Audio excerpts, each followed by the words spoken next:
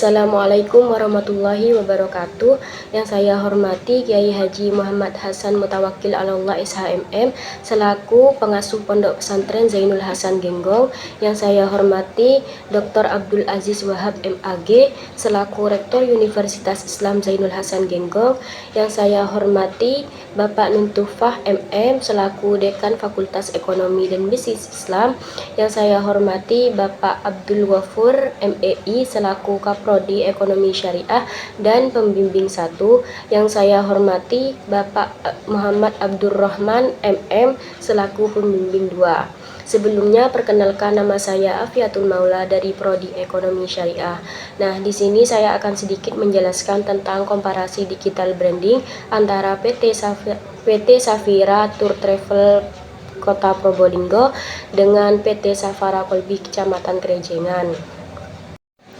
Nah, komparasi tersendiri itu adalah penelitian yang dimaksudkan untuk mengetahui dan menguji perbedaan antara dua kelompok atau lebih. Nah, penelitian komparasi ini juga bisa diartikan sebagai penelitian yang dilakukan untuk membandingkan suatu objek penelitian atau subjek yang berbeda atau waktu yang berbeda dan menemukan hubungan sebab akibatnya. Nah, menurut Nazir yang dikutip dari Adi Rinaldi, penelitian komparasi ini sejenis penelitian deskriptif yang ingin mencari jawaban secara mendasar tentang sebab dan akibatnya dengan menganalisis beberapa faktor penyebab atau munculnya suatu fenomena tertentu. Nah, metode komparasi adalah suatu metode yang digunakan untuk membandingkan data-data yang ditarik dalam konklusi baru. Nah, komparasi ini sendiri dari bahasa Inggris itu adalah compare yang artinya membandingkan gitu. Nah, sedangkan branding itu tersendiri, menurut Amelia E. Maulana dikutip dari Ulfah Intan Fauzi mengatakan bahwa branding adalah kumpulan kegiatan komunikasi yang dilakukan perusahaan dalam rangka proses pembangunan dan membesarkan suatu brand. Nah, branding bukan hanya tentang memenangkan hati dari target pasar supaya memilih brand yang dimiliki, tetapi lebih penting lagi supaya pelanggan bisa melihat perusahaan tersebut sebagai satu-satunya yang terbaik yang mampu memberikan solusi untuk mereka dari perusahaan lainnya. Menurut MC Kenan dikutip dari Nurul Ainun mendefinisikan branding sebagai memberikan simbol, nama, identitas, desain atau tanda atau kata yang digunakan untuk menemukan barang dan jasa milik perusahaan tersebut gitu. Jadi branding itu tersendiri adalah sebuah simbol perusahaan atau merek yang dimiliki perusahaan tersebut. Sedangkan pengertian digital branding itu menurut David Acker mengatakan bahwa digital branding adalah proses menciptakan dan mengelola brand di dunia digital yang melibatkan penggunaan berbagai platform seperti website, media sosial, dan email marketing. Contohnya seperti Instagram, TikTok, YouTube, dan lain-lain. Nah, menurut Widiasti yang dikutip dari Kevin Roy Pratama Simatupang juga mengatakan digital branding adalah suatu wadah yang di era digital dalam menyampaikan merek. Nah, oleh karena itu digital branding dapat menjadi strategi yang digunakan oleh perusahaan untuk melakukan pembesaran brand atau memperkenalkan merek-merek mereka melalui digital. Yang mana di dunia yang di era sekarang ini, yang mana digital merupakan suatu hal yang sangat diperlukan gitu. Jadi digital branding itu menjadi sangat populer pada era sekarang ini. Menurut Daniel dalam bukunya mengatakan digital branding memiliki 3 elemen. Yang pertama itu ada brand personing. Nah, brand personing itu sebuah cara yang berguna untuk menunjukkan sebuah keunggulan dari sebuah merek atau brand serta menunjukkan perbedaan dari merek perusahaan itu atau brand perusahaan tersebut dengan perusahaan lainnya. Nah, kata personing tersendiri itu dalam sebuah definisi tradisional diartikan sebuah strategi dalam memenangkan serta mengendalikan pola pikir pelanggannya melalui produk yang tersedia. Nah, yang kedua itu ada brand identity, yaitu identitas dari merek yang dapat menunjukkan serta janji kepada konsumen yang berguna untuk meningkatkan efisiensi merek yang perlu sejalan. Yang ketiga itu ada brand personality, yaitu sebuah daya tarik yang dimiliki oleh sebuah perusahaan dari merek tersebut atau mereka dari luar oleh penglihatan pembeli. Nah, brand personality ini memiliki tujuan untuk meningkatkan sebuah daya tarik dari merek dengan mengunggulkan karakteristik yang dimiliki oleh merek tersebut.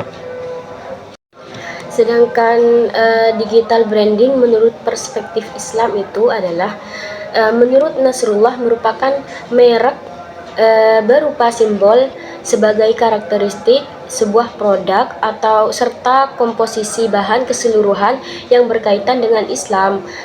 Nah, Islamic branding didefinisikan sebagai merek yang mempromosikan kualitas, kejujuran, tanggung jawab, kesadaran akan prinsip-prinsip syariah.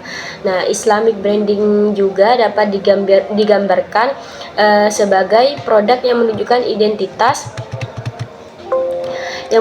identitas perusahaan tersebut yang sesuai dengan syariat Islam. Nah, menurut Becker dan Khalil, Islamic branding itu diklarifikasikan ke dalam 3 bentuk, yakni Islamic branding by complaint. Nah, merek Islam memiliki daya tarik yang kuat dengan konsumen dan dengan cara patuh dan taat kepada syariah. Brand ini termasuk dalam kategori produk yang halal, diproduksi oleh negara Islam dan ditunjukkan untuk konsumen Islam. Yang kedua itu adalah ada Islamic brand by origin. Nah, pengguna merek ini tanpa harus menunjukkan kehalalan produknya karena negara asal produk tersebut sudah dikenal oleh negara Islam. Yang ketiga itu ada Islamic by customer. Nah, merek ini berasal dari negara yang bukan muslim, tetapi produknya dinikmati oleh orang-orang atau konsumen muslim. Nah, merek ini biasanya menyertakan label halal pada produknya agar dapat menarik konsumen muslim. Nah, ada juga strategi efektif yang dapat digunakan ketika perusahaan ingin melakukan strategi digital branding. Yang pertama itu pemilihan platform digital yang digunakan oleh perusahaan. Nah, perusahaan itu harus menganalisis atau mencari platform yang sekiranya dikuasai oleh perusahaan, yang sekiranya platform tersebut itu kebanyakan digunakan oleh konsumen gitu. Yang kedua itu merancang konten yang berkualitas. Yang konten berkualitas itu yang ditunjukkan oleh perusahaan kepada konsumen itu sesuai dengan syariat Islam dan tidak menjelekkan perusahaan-perusahaan lainnya, dan sekiranya penonton itu tertarik melihat konten-konten tersebut. Yang ketiga itu optimasi mesin pencari. Nah, perusahaan itu harus situs web perusahaan itu dapat dengan mudah diakses oleh audiens atau masyarakat melalui mesin pencarian seperti Google gitu. Dengan melakukan ini, perusahaan dapat dengan mudah meningkatkan posisi situs web perusahaan dalam hasil pencarian. Yang kedua itu konsistensi waktu. Nah, konsistensi waktu itu harus dilakukan oleh perusahaan guna agar supaya para audiens tidak merasa kecewa ketika ingin melihat konten perusahaan seperti live, konten-konten yang lainnya gitu. Nah, yang selanjutnya itu ada menganalisis kinerja. Nah, setelah melakukan berbagai strategi tersebut, selanjutnya itu ada menganalisis kinerja.